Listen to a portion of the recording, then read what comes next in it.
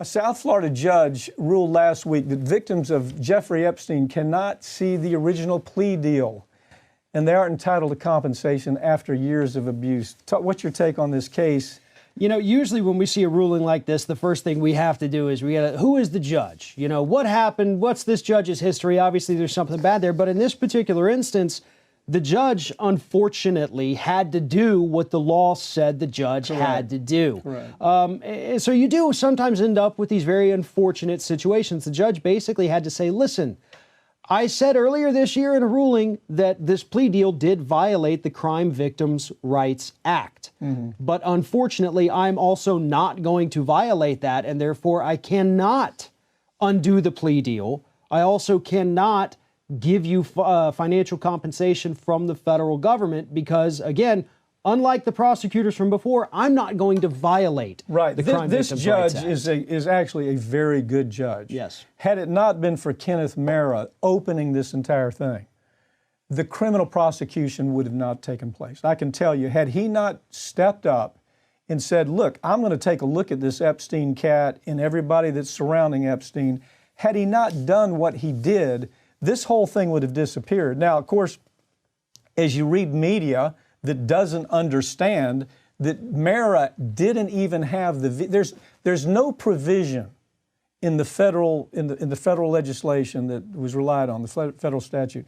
There's no provision that allows the U.S. government to be sued for their failure to have the victims involved in the plea deal. That's just, he has to have something to work with. So he said, I regret that I can't do it. He wanted to do it. It's very clear. This is a judge that has been all in on making sure that not just Epstein, but all the other bottom feeders that surrounded Epstein are going to have a day in court, which they will. This doesn't stop them from having a day in court, does it? Oh, absolutely. And the judge made that clear as well. Yeah. You know, hey, I can't do it for you here, basically, is what he said.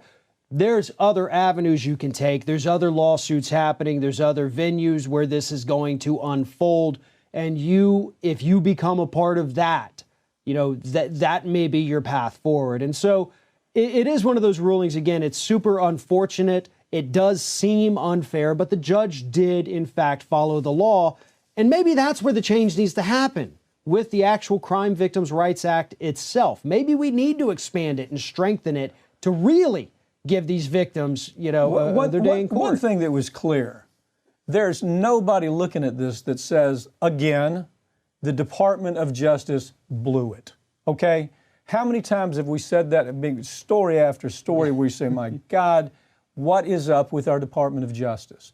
They blew this, just like they've blown, you know, the opioid issue, just like they've blown so many times. How about the burn down in Washington, the Wall Street burn down, 2008?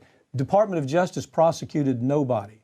So the question then becomes, at what point do we say to the Department of Justice, do your job, send a message, a strong message to the next person that might be as awful as the Epstein gang, and maybe we can stop some of this. It's the same thing we face all the time with white-collar crime.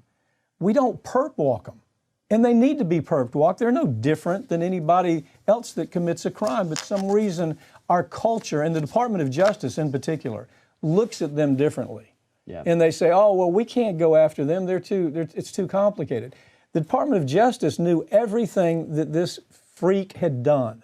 They knew everything that this Epstein freak had done. They had all the material. They had all the witness statements. They knew this guy was, you know, one step different from Hannibal Lecter.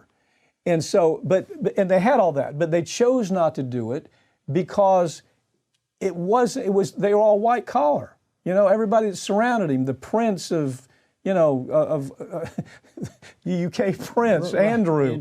The politicians, you know, all these people that had this affluence.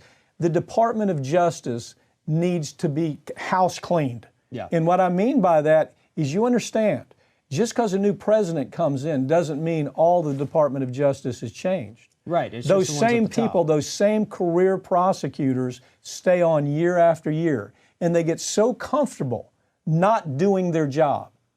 Thanks for joining me, Farron. Thank you.